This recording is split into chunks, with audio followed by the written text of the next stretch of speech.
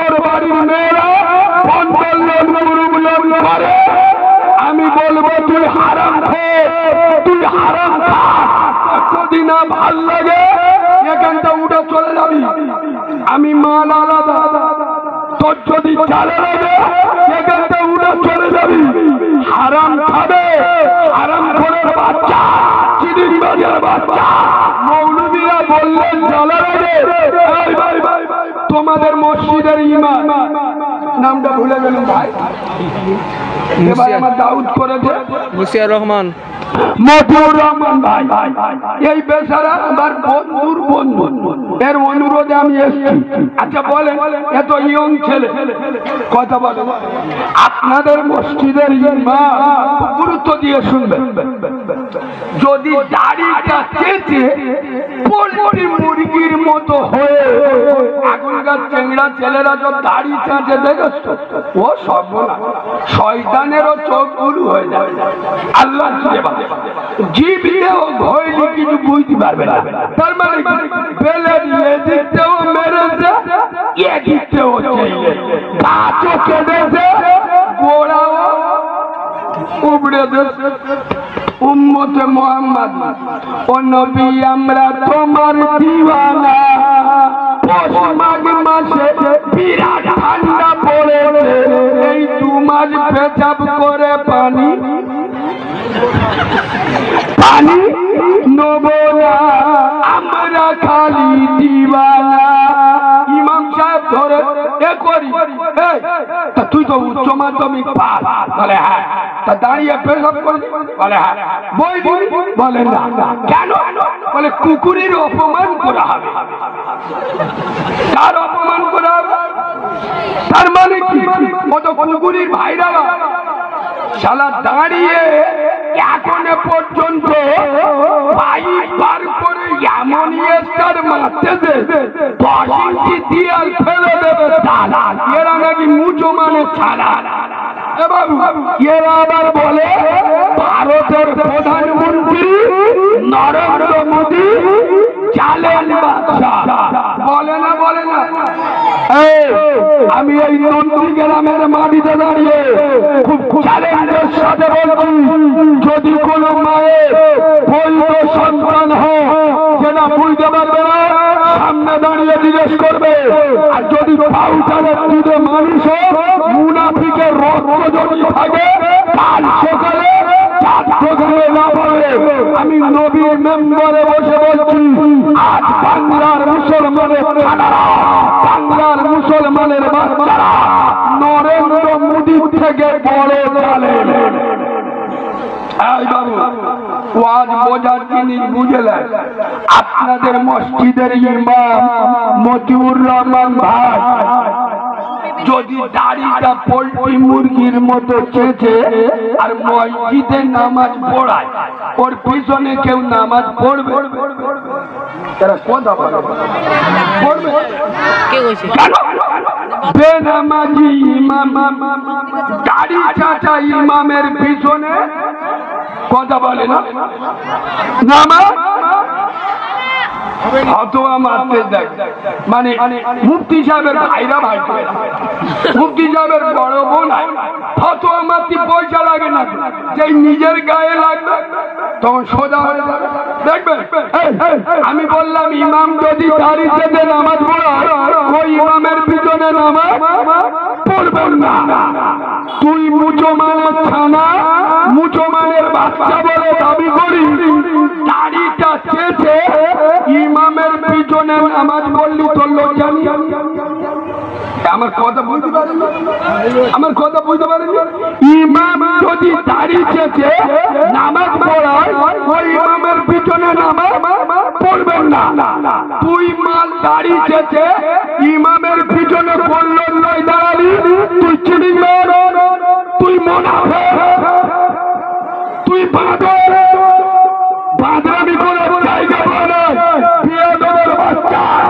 ইমাম যদি দাড়ি চেঁচে নামাজ পড়ায়, ওই ইমামের পিছনে নামাজ পড়বেন না। তুই বলল দাড়ি চেঁচে ইমামের পিছনে নামাজ পড়লি, তোর লজ্জা সরব রে? আরে ইমামের জন্য দাড়ি জন্য দাড়ি চাচা হারাম? কথা বলে না, ইমামের জন্য দাড়ি চাচা হারাম, আমাদের জন্য দাড়ি চাচা। সেই ইমাম দাড়ি চাচলে নামাজ পড়বে না, আমি মা দাড়ি চেঁচে ইমামের পিছনে দাঁড়িয়ে নামাজ পড়বো। আচ্ছা সত্যি কথা বলো, আপনাদের মসজিদের ইমাম যদি ওর কুচিয়ে শাড়ি পরে নাভি বার করে ভুড়ি বার করে যদি পোল্ট্রি মুরগির মতো সেজে বিভিন্ন বন্দোলন গুরুগুলোনে যায়, ওই ইমামের মাথায় আদলা ইটির বাড়ি ঝাড়বি? কথা বলে না, বিয়াদবের বাচ্চা ইমাম সাহেব, এই বল তোর বন্দোলন গুরুগুলোন করে ওই ইমাম মসজিদে রাখবো না। খোদার কসম আমি নবীর মেম্বারে বসে বলছি, আজ নন্দী গ্রামের মুসলমানের ছাড়া, আজ মেদিনীপুরে মুসলমানের বাচ্চারা, এই গ্রামের না মুসলমানেরা বাড়িতে চলে, এদের বাড়ির মেয়েরা বন্দোলন করে, আর ইয়ে মসজিদে গিয়ে ইক্তিদাই তুর্কি হাজারি মা। আমার ওয়াজ বুঝছো না? একটা লোক তার মেয়ের বলতে, তোর তো 23-24 বছর বয়স হয়ে গেল, তোর বিয়ে দেবো, একটা ভালো ছেলে দেখি, খুব পয়সাওয়ালা ছেলে, ধার্মিক ছেলে, ভালো ছেলে দেখি, বিয়ে করবি মা? তখন মেয়ে বাপের বলছে, বিয়ে আমি করব, কিন্তু তুলাভার মতো বর আমার দিতে হবে। কিছু বুঝতে পারো? জ্ঞানী লোক ঠিক ধরে বাপ বলতে, মা তোর ইয়ে থেকে ভালো যন্ত্র দিচ্ছি, ভালো জিনিস দিচ্ছি না, ওই মাল আমার দিতে হবে। তার মানে কি দুলাভার সাথে কথা বলে এদিক মুচো মানে ছানা ইমানদারকে আমি বন্দোলন গুরুগুলন খাবে কে? আমার বউ ছকিনা বন্দোলনের সভাপতি হবে। মানে কি পুরো খ্রিস্টানের বাচ্চা শয়তানের সাথে সেদিন আছে। খোদার কসম, আরে এই মুসলমান এখনকার মৌলবীরা এসে শব্দ চুমো খাওয়া ওয়াজ করে, স্টেজে উঠ বাবারা ও মুসলমানের ছেলেরা, ও যুবকেরা, জুয়ানেরা, আমার দিনের নবী, আমার কামলিওয়ালা, আমার আব্দুল্লাহর বাচ্চা, আমার নূরে মোহাম্মদ, আমার আমেনার লাল, একদিন দুদিন নয়, 7 দিন রাসূলুল্লাহর খাওয়া হয়নি, তার নবুয়তের পেটে একটা দুটো নয় 7-7টা পাথর বেঁধেছে। এ মাল এই ওয়াজ শুনতে দে, আর এখানে বসে কান্না কাঁদে। আমার তো মনে হয় সারা চোখে আমল দুইতে। আরে বিয়াদবের বাচ্চা, চিডিংবাজের বাচ্চা, হারামখোরের বাচ্চা, নবী 7 দিন খাওয়া হয়নি, তোর দরদ উঠলে উঠে নবী পেটে 7টা পাথর বেঁধেছে, তোর ময়া লাগছে? খোদার কসম, যে নবীর পেচ্ছাপ পাক, যে নবীর পায়খানা পাক, যে নবীর রক্ত পাক, যে নবীর ঘাম পাক, যে নবীর কোনো ছায়া ছিল না, খোদার কসম সেই নবীর একদিন দুদিন নয় 7 দিন খাওয়া হয়নি, তার নবুয়তের পেটে একটা দুটো নয় 7-7টা পাথর বেঁধেছে। খোদার কসম, তারপরে আল্লাহর নবী হারাম খাই নাই। তুই চিডিংবাজের বাচ্চা, হারামখোরের বাচ্চা, তুই আশেকের রসুল বলে দাবি করিস, তোর কদিন খাওয়া হয় না? নবী 7 দিন খাওয়া হয়নি, নবী পেটে 7টা পাথর বেঁধেছে, কিন্তু হারাম খাই নাই। তোর কদিন খাওয়া হয় না? তোর বাড়ির মেয়েরা বন্দোলন গুরুগুলো প্রবলেম করে আর এ বলতে আমি আশেকের ওষুধ। বাবু আমি নবীর মেম্বারে বসে বলছি, আমার বয়স 27 বছর।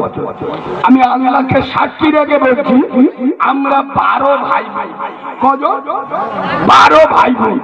আমি আমার জ্ঞানে দেখেছি, আমার ভালো করে মনে আছে, আমার ছোটবেলায় দিনের পর দিন, ওই একদিন দুদিন দিনের পর দিন দুপুর বেলা আমাদের রান্না হতো। আটার ফিন্নি চেটে চেটে খেতাম। চাল ধার করতে গেলে লোক দিত না, গরিব মানুষ খেয়ে দিতে পারবে।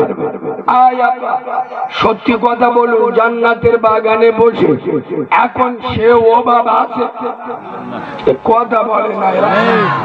এখন নাচরগিরি করলে 500 টাকা। এখন 12 বছরের ছেলে সে আপনারা দেখবেন 2000 টাকা রোজগার করে। তাহলে এখন সে অভাব নাই। খোদার কসম আমি জানি এই গড় চক্র বেরিয়ে আমার আর দাওয়াত হবে না। আল্লাহ যখন একবার নিয়েছে ইনশাআল্লাহ এমন কাঁচা কেচে দেবো 5 বছর পরিষ্কার থাকবে।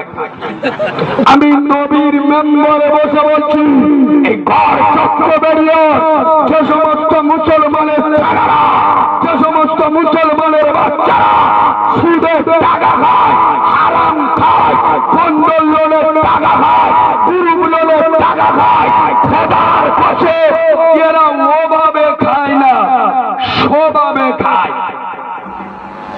আমার ভাষা বুঝছো না এরা ওভাবে খায় না।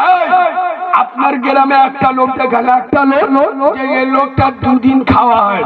আমি এই হুজুরকে সাক্ষী রেখে নবীর মেম্বারে বসে বলছি, ওর পাশে আমি দাঁড়াবো। আমি আল্লাহ আমার অনেক কিছু দিয়ে, আমার একটা কলমা পড়নেওয়ালা মুসলমান না খেয়ে থাকবে, আমি সহ্য করবো? ওর খাবার ব্যবস্থা আমি করে দেবো।